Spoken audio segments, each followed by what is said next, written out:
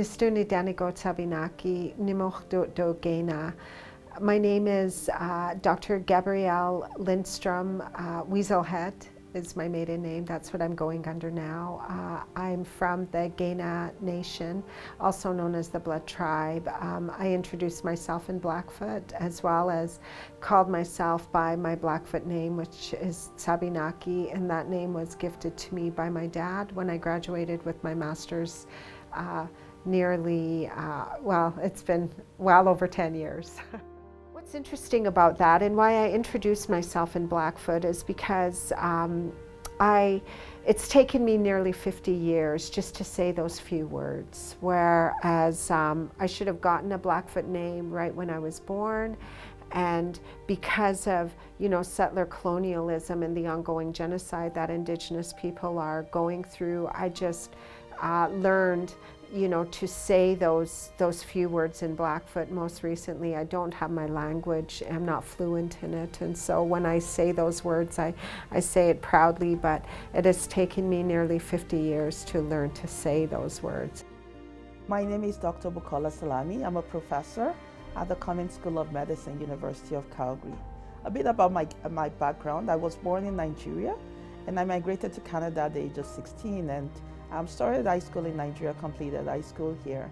And then after that, I went to the University of Windsor to do my Bachelor's of Science in Nursing, Master's in Nursing from the University of Toronto, and PhD in Nursing from the University of Toronto.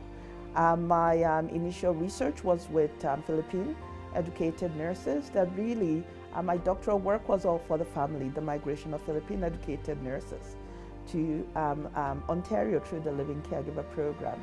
And really it showed how the pain of family separation has an impact on Philippine nurses. My name is Abdullah Ahmed.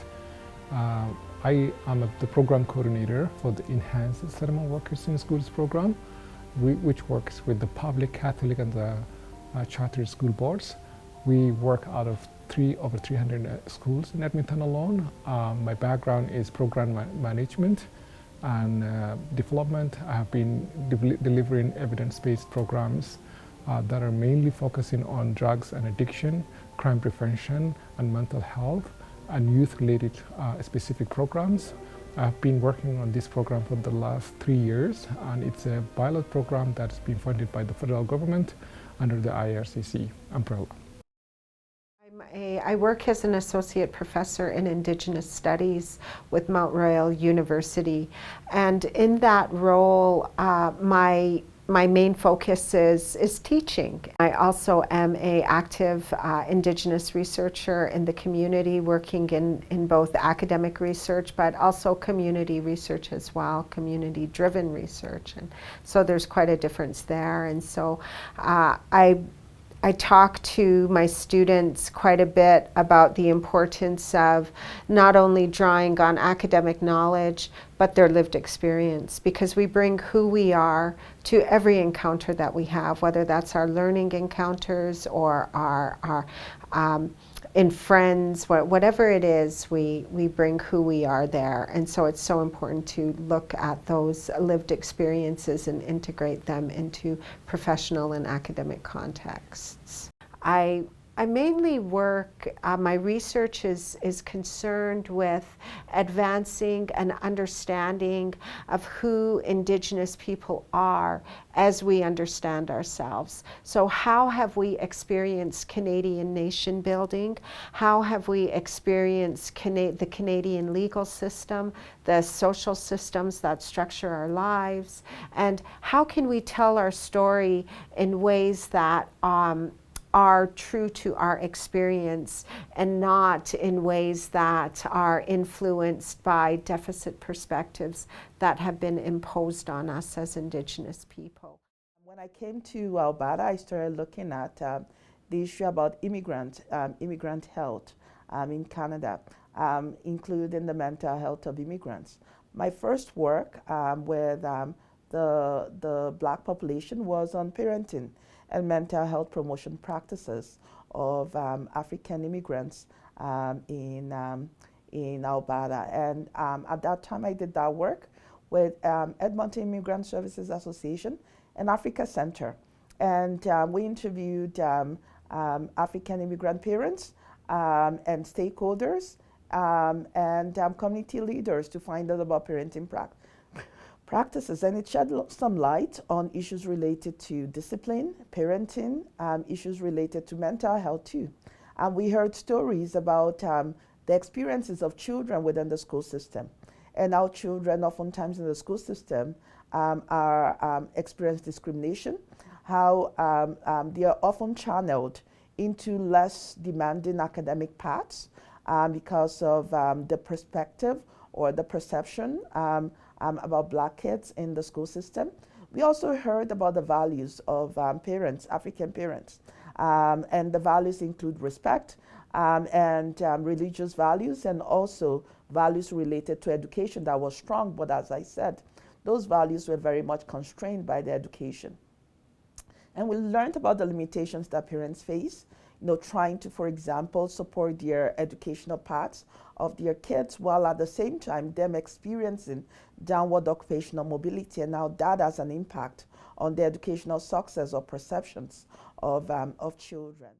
I've been working in this sector for the past 17 years, and previously I've been working with the United Nations Office on Drugs and Crime. I was spearheading and looking after its Global Maritime Crime Program, and then I moved to the United Nations Office Development Program, and then from there I moved on to Public Safety Canada funded programs that were addressing children and youth and those who are having pre and post migration trauma-related issues, drugs and addiction. The overall vision of UMCN is to augment the need that exists within the community, especially those with a background of newcomers, communities that are coming from overseas. As soon as they come to Canada, the life in Canada is different from reality, what people know outside of Canada. That's where UMCN comes and connects those newcomers to resources, services, and supports. UMCN was created 40 years ago, 1982.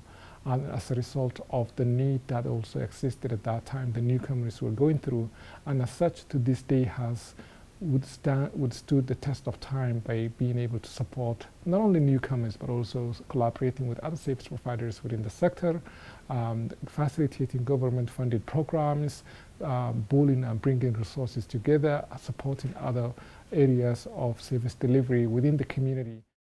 I think Indigenous youth have been facing an ongoing interruption of Indigenous cultural continuity. And this has been happening since settlers have been coming onto these lands that now sustain us all.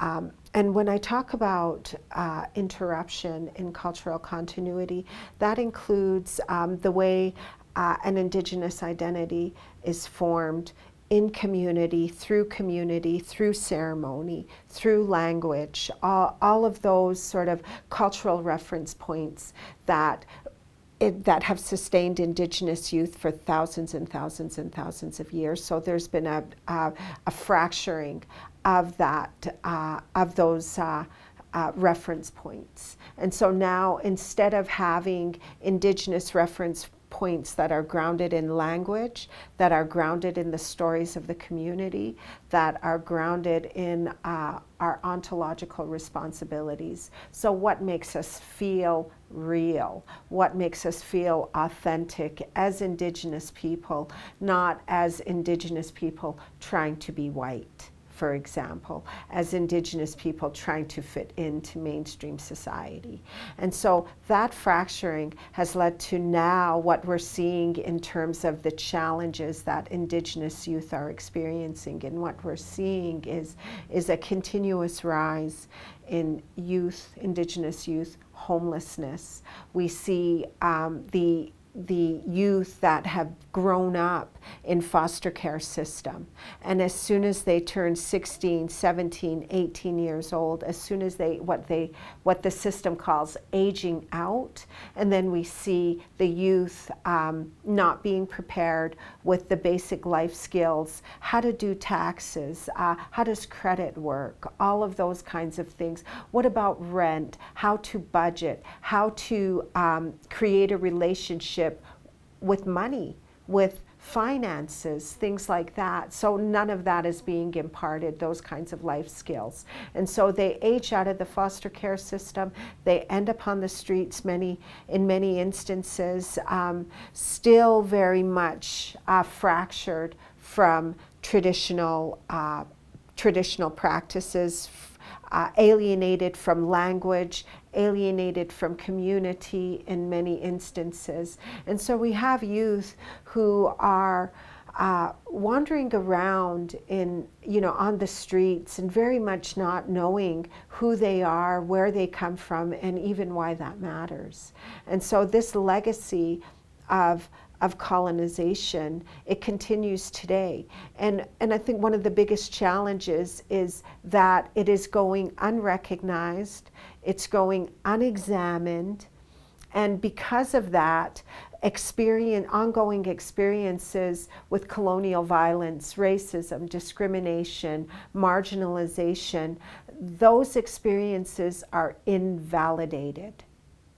And because of that, many youth grow up feeling less than, feeling they're not heard.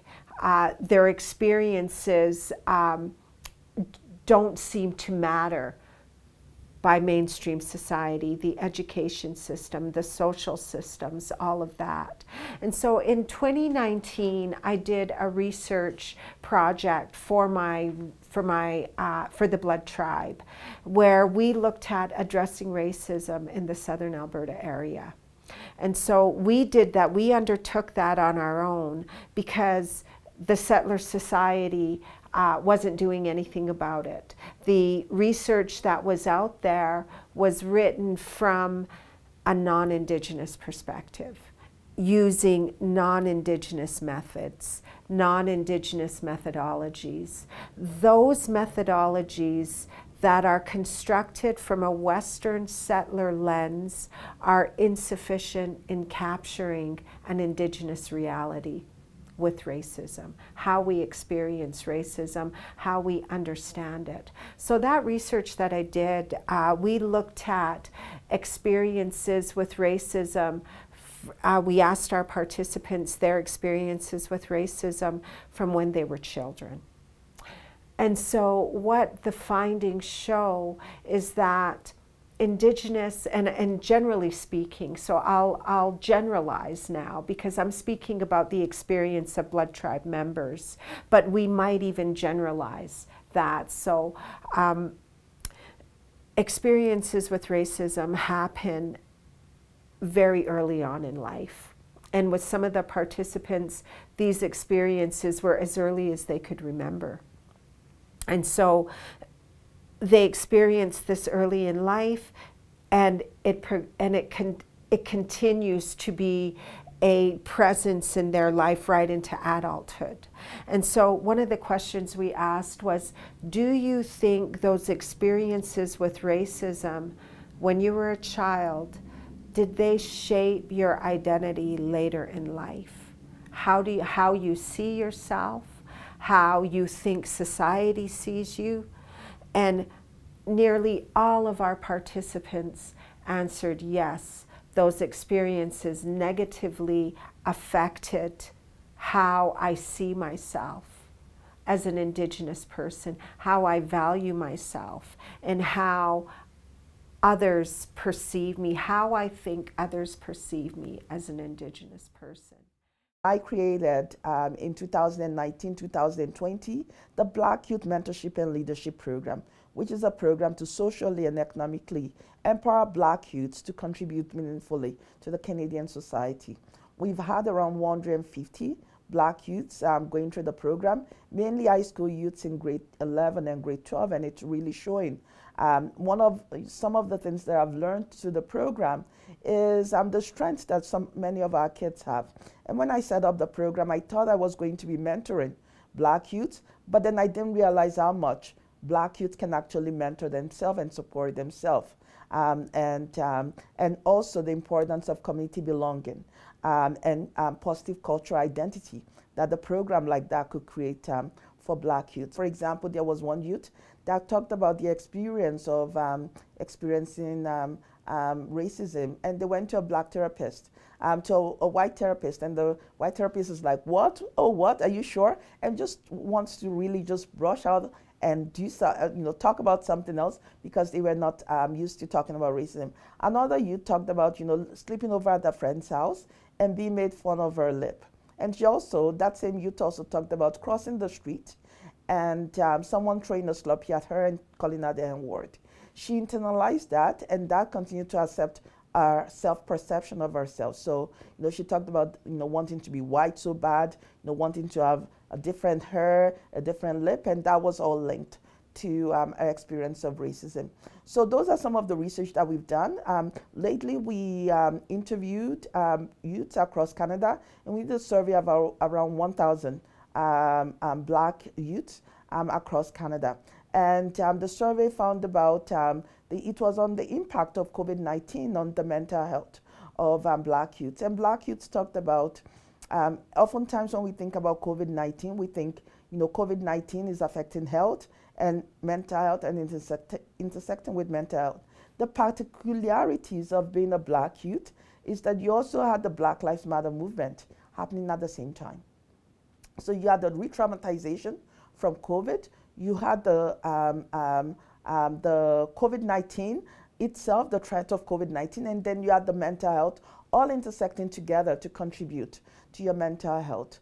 And that has a serious consequence, including experience of reawakening related to racial discrimination. Some of the challenges that our youth have been experiencing, that they have been going through, were mainly to do with resources. Access to resources was a major issue because when there is a language barrier, and then at the same time when there is a cultural barriers, and the environment is new, their parents have not been exposed to the ins and outs of the healthcare system as well as the available resources within the community, and that's been really very challenging for the newcomers.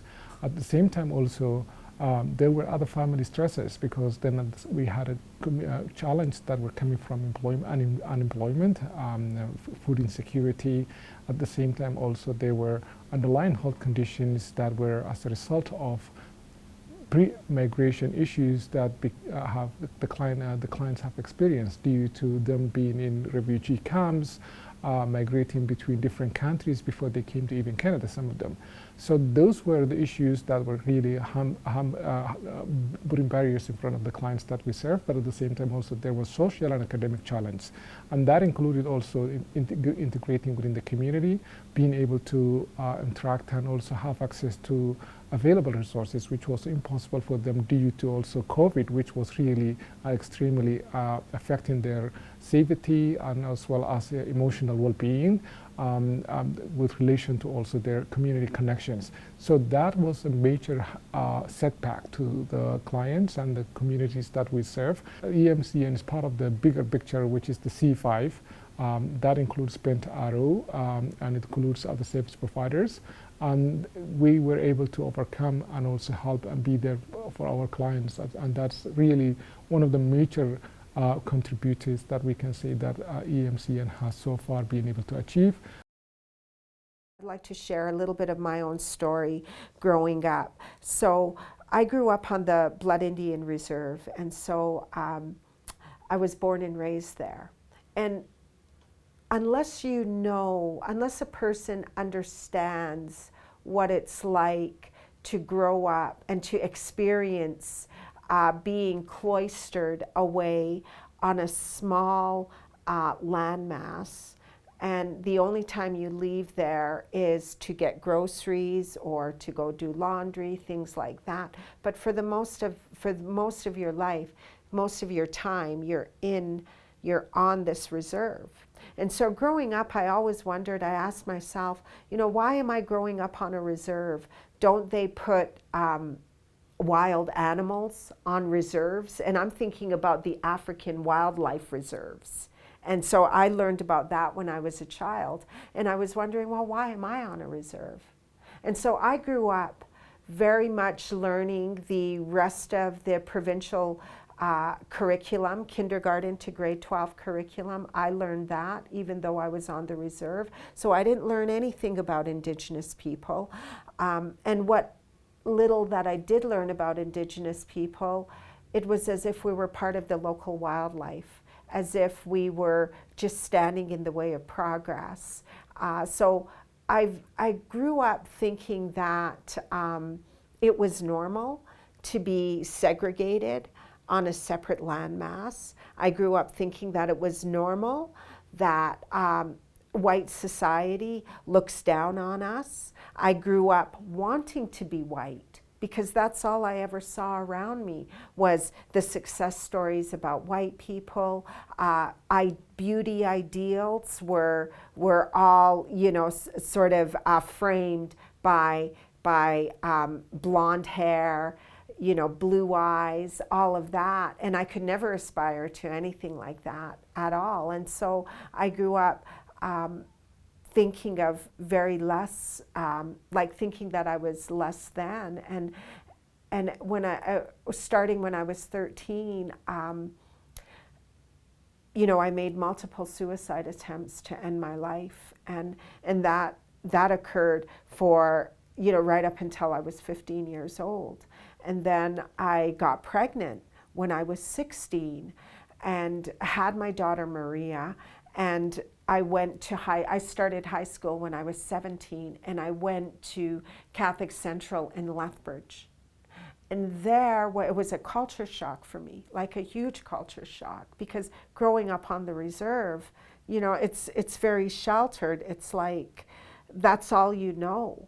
And then, of course, I mean, I left. I mean, I knew that, you know, the context of my life was, you know, the broader Canadian society, but I didn't have much experience with it. So when I started high school, I'll never forget that day in my career and life management course when I was 17, and I was the only Indigenous kid in class. And so my teacher comes on, and she comes out and she's talking about teenage pregnancy.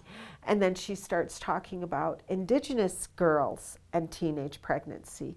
And then she starts talking about how the only way to solve that problem is to sterilize Indigenous girls when they're very young, because all they're ever going to do is just keep having babies and be a burden on taxpayers, will only ever be welfare mothers. So I'm sitting there listening to my teacher, and you know, I've got tears welling up, and I'm just feeling awful. And I couldn't listen anymore, so I left. I left class, and then I ended up getting into trouble for leaving class. And so I was the problem. It wasn't, I needed to be more forgiving of my teacher because she didn't know. And so these are the experiences that I had as a youth going to high school. And that's just one experience. I've had multiple. And so it turned me off so much from school that I didn't start university until I was 30 years old, nearly 30 years old. And then so I started university, and in university it was the same thing. Very much marginalized. Didn't learn anything about Indigenous people from our perspective. And so when I graduated with my bachelor's degree, I remember, you know, mainstream educators, they'll say things like, if Indigenous people would only get educated, then all of their problems would be solved. And so there I was, an educated woman with a university degree, and I still couldn't find a job. And so I was like, okay, well, maybe I should go back to school. So I did. I went in, I got into a master's program at the University of Lethbridge. And there I looked at homelessness, Indigenous homelessness, and what are the reasons that bring us into this homeless state, and what does home mean for Indigenous people. So my research was around addressing homelessness, Indigenous homelessness. That was my master's research. So I graduated with my master's degree in 2011, and I moved to Calgary, and I still couldn't find a job. People still were not hiring me. And so I was experiencing this sort of people saying, okay, you need to get educated. There I was, very educated with a undergrad and a graduate degree, and I still couldn't find a job. And so I was like, okay, so I finally did find a job. And it was a pretty decent job, but what drew me to my current research now is, and which is really concerned with understanding how trauma impacts our learning and the ability to retain information and to learn effectively. So it was my experiences working as the manager of the Chinook Lodge Indigenous Student Support Center with SAIT Polytechnic, where I was supporting Indigenous students in terms of ensuring that they felt like they belonged at this Western institution. And so what I noticed there was that my experiences growing up on the reserve, my experiences in post-secondary, they were not unique at all. In fact, it was quite common, and many had it they had it worse than I did. And so looking at those students coming into the Chinook Lodge, some of them having just saved their brother or sister from an opioid overdose, or having witnessed extreme violence, or students who are living in their cars trying to get to school, or parked outside of the post-secondary of SAIT, and all of these really sorrow stories, I guess you could say, that really prompted me to go back to school and do some research and say, okay, what is it that Indigenous people, why are we having such a hard time retaining information? Why are we having such a hard time staying in school and being successful in school?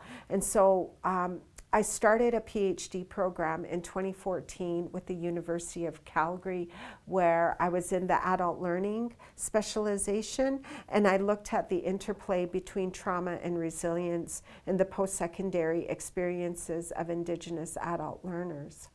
And so what that research, some of the findings from that research were those barriers that we experience in high school and in post-secondary. Those barriers were constructed early on in our lives, and we didn't have any control over those barriers. So the only control we have is recognizing that those barriers exist and gathering the fortitude and strength to overcome those barriers. But those barriers are intensified through poverty. They're intensified through the continual loss of identity, which Indigenous youth try to regain through joining gangs, things like that, and which only further sets them up for even more experiences with violence and further alienates them from their Indigenous culture. Another thing that I should mention as well is it's not just my lived experience and my academic research, but I've also worked with Indigenous youth in high school as well. And so one interesting finding is that a C train ticket or a transit ticket, not having funds to pay for your transit ticket, and then getting issued where you have to pay, issued a fine, and not paying that fine, that then leads to a warrant for the youth's arrest. And once that is issued, and then a youth may go into the remand center where they connect with other youth who are engaged in criminal activity. And then from there, they just spiral into that criminal sort of lifestyle. And this all happens because they couldn't pay for a transit ticket.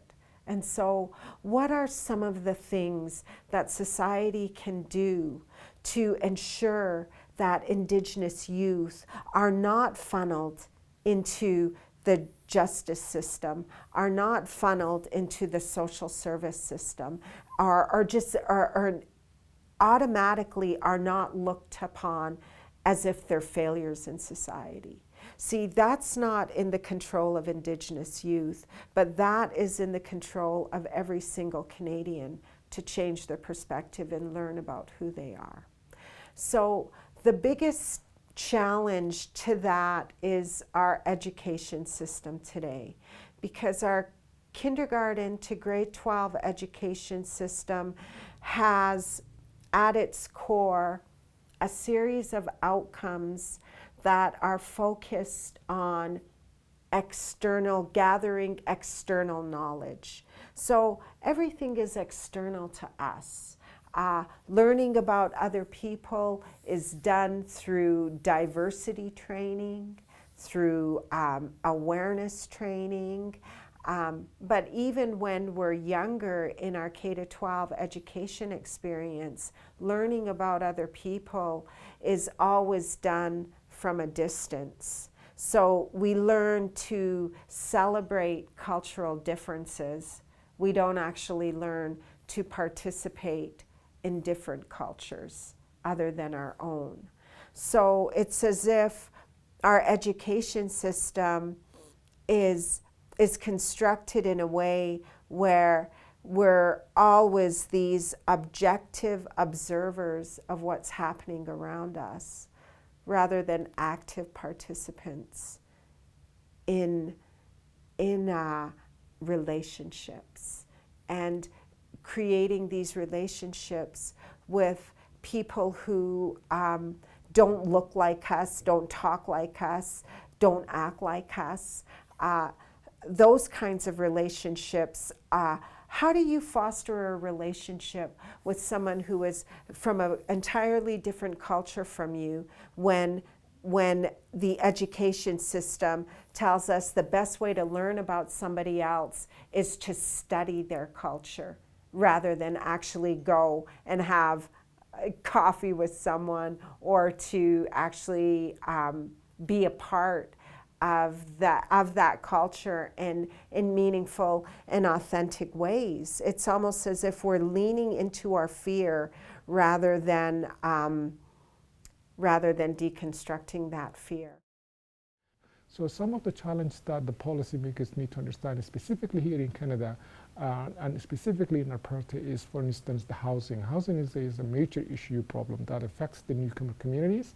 It's not an easy to be able to be housed. It takes years to be on a waiting list. At the same time, during that time, people also are suffering other challenges, including employment, including maybe medical health conditions, and that also exacerbates their conditions and even makes way much more. In terms of the taxpayers, dollars, what the government can do with the supports that's going to be provided, way much more difficult, because when the issues are not taken care of ahead of time, taking care of them at a time when things get out of control is going to be way much more difficult and a lot more resource consuming. Some of the work that I do now is aimed at assisting other professors and educators to engage with Indigenous knowledge, with Indigenous cultures in meaningful ways. We need to only look at the statistics that are on the government website that will tell a story about Indigenous people that's based in deficit constructions of Indigenous people that then shape stereotypes. They construct these stereotypes of, the Indigenous youth that do nothing but steal, Indigenous youth who are, teenage pregnancy statistics. So we have We have Indigenous people, whether they're Indigenous youth, Indigenous women, Indigenous men, or Indigenous Two-Spirit, where our stories are already told for us, and it's based in this deficit perspective. So how do we start moving beyond that? As I said, we look at Indigenous perseverance and Indigenous strength, and we hear those stories as Indigenous people tell them, as they experience them. But one of the most important things is we actually believe them. We believe them, and we honor that story, and we say, okay, that's been your experience. And even though that hasn't been my experience, I believe you, and I validate your experience through that belief. And so I think that even that little move makes a mountain of difference for an Indigenous youth to feel heard, to be seen, to feel validated, all of that. And that can just turn somebody's life around in that moment. There are lots of things that could be done to address the well-being and improve the well-being and life of Black youths in Canada. I think one of those things that could be done across all settings is mentorship. Our youths need mentors, and our youths need people to support them and to mentor them and to provide them with a path. We have a situation in Canada where we have a cappuccino effect, where Black people are always on the underneath, and white, oftentimes, and whiteness on top. And we need to steer that. A way to steer that is not through tapping shoulders. It's through actually looking for people that look different from you, such as Black youths, and seeing in terms of how they can be supported, how they can, how you can point them in the right direction. I think one of the things that we need within our system, educational system, justice system, healthcare system, is anti-racist practices and policies. And by anti-racist policies and practices, I do not mean a situation where we don't see color. I mean a situation where we understand that inequities exist, we see it, and then we actually do something about it, and we evaluate some of the things that we do. One of the challenges that we have in terms of anti-racism is that we propose anti-racism initiatives, but we don't actually evaluate anti-racism initiatives. So sometimes, during periods of intense challenges, we throw in, different measures and different interventions. Whether or not those interventions are evidence-based, we do not propose. Another thing that is very, very important is the competence of practitioners and healthcare professionals and police officers. One of the challenges that we have is that, within the standards for many professionals, we do not have anything that talks about being anti-racist within it. That has to change. Because what happens, especially within the healthcare profession, is if anti-racism is not a standard or a code of ethics, then actually that means you can be competent and still be racist at the same time. So that has to change. Anti-racism needs to be included in our evaluation measures. I think one thing on an individual level of addressing racism is a self-awareness, awareness of our own social positioning, and awareness of the relationship between our own social positioning and others in the society. Rather than focusing on the external trappings of Indigenous culture, and by that I mean the colorful regalia, the stereotype of, Indigenous people are so much closer to nature, the hypersexualization of Indigenous men and women. And so Indigenous men are sites of violence, Indigenous women are sites of victimization, Indigenous children become sites of hopelessness. And so let's start moving beyond that. And how we can do that is by intentionally developing self-reflective models that can be incorporated as early as kindergarten, right up through our grade 12, right into our post-secondary education system, into our professional development contexts. So these self-reflective models will offer a gateway for people to learn more about who they are. Who am I as a Canadian? Where do I come from? And it's not enough to say, well, my family has been here for 4 generations. No, you are still a settler on these lands unless your language and your culture has been shaped by these lands, and then you're also still an immigrant, you just got here a little bit earlier than the rest of the people. And so we need to start offering that safe space for people to really learn about who they are, where they come from, and why that matters. And so that goes for the same for Indigenous youth as well.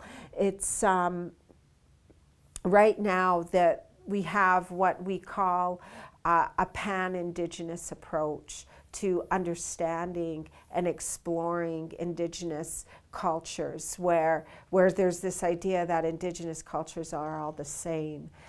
We need to start pushing back against that, because there are over 600 Indigenous nations in Canada alone, each with their own language. And so there's incredible diversity within Indigenous culture. And so we need to start understanding it that way. But at the same time, we also need to understand that as people, we're diverse as well. We have diversity of thinking. We have not just a diversity of skin tone. So the focus then is we're looking at the physical characteristics of people when we need to go deeper. We need to understand what is the cultural paradigm that is shaping who I am. So we always start with where a person is at. And if a person doesn't know where they're at, which many times they don't, given the history of our K-12 education system, it's not set up for people to really explore who they are. So starting where a person is at is very difficult if that person doesn't know where they're at. And then what is a pathway forward as a good relative? Not just, and I don't use the term ally, I use the term relative. Because when we use the term ally, it's very human-centric, and it assumes that this person that I'm an ally to hardly has any power. That's not true, because as human beings, we all are empowered. We already have our personal power. One thing that I have realized from our youth is that our youth are so much stronger than I have ever thought they are. They are very, very brilliant. I think it's very, very important to focus on that strength. Surrounding yourself with positive people. And I always say to our youth, it's always very, very important to focus on your long-term goal rather than on short-term goal. Because when you focus on your short-term goal, you can really, really miss the path. And there's so many opportunities that you can tap onto. So I know, for example, some youth at the national level involved with, CIHR Institute for Human Development, Child and Youth Health, Youth Advisory Committee, the Prime Minister's Youth Councils, the CDR's Youth Councils. Get involved, get engaged, volunteer. It's so important to volunteer. And, it's talking as a 16-year-old, when I first arrived in Canada, one thing that, got me here is the connections, the volunteering. Yes, you do not get paid. But yes, you do get paid in terms of the skills and the opportunities that you develop from some of those volunteer experience. And that you also feel good about yourself, that you're contributing positively to the Canadian society. And racism and discrimination are very, very real. Surrounding yourself with positive people to help you and challenging other forms of racism is very, very important.